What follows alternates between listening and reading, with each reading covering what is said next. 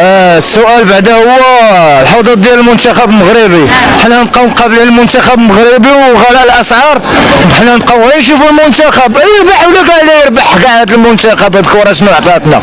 ونشوفوا الزيت اللي ب 25 درهم وغلاء الاسعار وليسونس اللي ب 16 درهم ونص، ونشوفوا هاد الناس اللي سمحت في ولادها وزادت، والناس اللي تلحت في البحر اللي مشات الحوت. حنا نبقاو مقابلين المنتخب المغربي، المنتخب المغربي، منتخب مغربي. موضوع نسينا في موضوع حنا الموضوع ونشوفوا المهم هو غلاء الاسعار. غلاء الاسعار خص يكون حل لهذا غلاء الاسعار. راه الناس اختي راه سمحات في ولادها وزادت، خلاو العيالات مساكن ارملات، وكاين اللي مسكين انتحر. راه نسبة الانتحار راه طلعت بزاف، نسبة الانتحار ما بلشي ينتحر بزاف.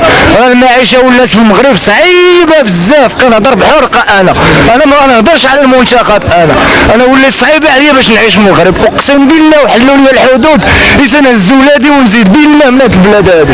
واش انا نبقى نهضر على المنتخب ولا قرعه الزيت تقرب تصالي لي قلبي تيبغي يسكت؟ ولا بزاف هادشي اللي في هاد البلاد هادي. وفرنسا اورو 87، فرنسا اورو 87 ليسونس، وهنا 14 درهم 16 درهم. وراه بزاف علينا، ما بقيناش قادرين نعيشوا في هذه البلاد. انا ما نهضرلكش على المنتخب، انا سنهضر على السلام عليكم ورحمة الله تعالى وبركاته. فعلا الإخوان ما نبقاو ما نقدموا ولا نأخروا. نحن شعب لا نستحي، والله العظيم الإخوان نحن شعب لا نستحي. هذا هو الواقع اللي خصنا احنا نقوله دائما، لأن أهم حاجة اللي كتخصك وكتخصني ما كنتكلموش عليها. وهذا واحد التحية كبيرة لهذا الأخ هذا اللي بغا يسولوه وندموم على سولوه. واش فعلا هذا سؤال مطروح؟ واش حنا غنبقاو متبعين على المنتخب المغربي ونخليو أهم حاجة اللي كتخصني وتخصك؟ وعيق البريق، عيق البريق قبل ما تسمع التصرفيق مع الخالق. والله العظيم نحن شعب لا نستحي. المغاربة أغلبية فيهم والله العظيم بعد الساعة كنقول أنا وقيلا راه يمكن وقيلا عايش بوحدي أنا وقيلا فهاد البلاد، إلا من رحم الله سبحانه وتعالى هو اللي باقي شد في راسو وباقي كيتكلم على هاد المواضيع اللي الانسان مضرور منها. اخوتي العزاز، واش حنا غنبقاو دائما نتبع الخوى الخاوير؟ ها المنتخب ربح، واش حنا ربحنا ولا باقن؟ حنا راه حنا خصنا نهضروا على راسنا. واش حنا رابحين ولا خاسرين؟ الجواب راه هو باين الاخوان، راه حنا خاسرين بواحد النتيجه كبيره. اللي بقينا كنطلبوا عاد التعادل مع هاد الناس هادو ما قدرناش نماركيو التعادل. حنا خاسرين بواحد النتيجه كبيره الاخوان. راه ملي كندقوا على البقال ونلقاو الزيت غالي والطحين غالي والسكر غالي والبوطه هي ها هما كيوجدوا لنا الطريق باش يغليوها، مشي للسوق تلقى كلشي غالي. راه حنا خاسرين. راه هذا هو المنتخب الحقيقي، هو هذا اللي خصنا نتكلموا عليه. اما هذه متعه زائفه الاخوان، متعه زائفه. ملي غنقلبوا على راسنا حنايا راه فعلا راه كلشي غيتسالى، وغنرجعوا للواقع اللي حنا كنعيشوه دابا. الواقع اللي حنا كنعيشوه وراه هو هذا الاخوان. ما كاينش شي حاجه من غير هادشي اللي حنا كنشوفوا بالعينين ديالنا. هادشي علاش قلت والله العظيم نحن شعب لا نستحي. كنتمنى عنفق شي نهار نقول بان راه انا كنحلم ولا انا هادشي اللي كنتكلم فيه راه يمكن وقيلا انا بوحدي اللي انا كنشوفه من العينين ديالي بان راه هو. وراه كنلقى اغلبيه الناس اللي ماشي في المواقع التوا، وها في الواقع الاخوان،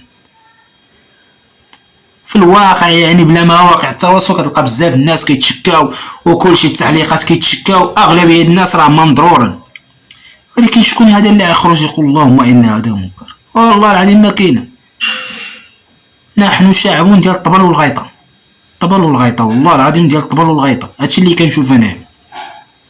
الا كاينه شي حاجه الفرجه حنا متبعينها. والطامه الكبرى حنا كنشوف المنشورات اللي منتشره في المواقع التواصل. قبيله الاخوان كنتصفح كجميع الناس الاخوان مواقع التواصل، لقيت واحد المقهى الاخوان يعني كتعلم الزبناء ديالو بان اي مشروب نهار الحد راه يكون ب30 درهم. راه حنا فعلا اخوتي نحن شعب لا نستحي، لان ملي كنشوف المغاربه فين مخبعين كنبقى نطرح السؤال على راسي، هاد الناس فين مخبعين؟ هاد الناس هادو اللي ما باغي حتى واحد يتكلم فين مخبعين؟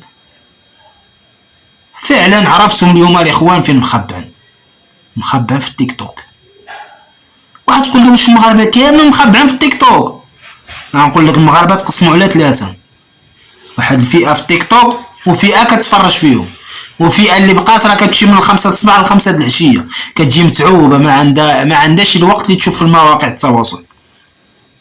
فعلا هي مضروره من هادشي اللي مثلا كتعيشوا في الحياه اليوميه، ولكن ما عندهاش الوقت. لا يكلف الله نفسا الا وسعها. المهم اخوتي فعلا قضيه حامضه، فعلا القضيه حامضه بزاف اخوتي، وهذا الخبر يبقى بيني وبينك عندك تقولون شي واحد.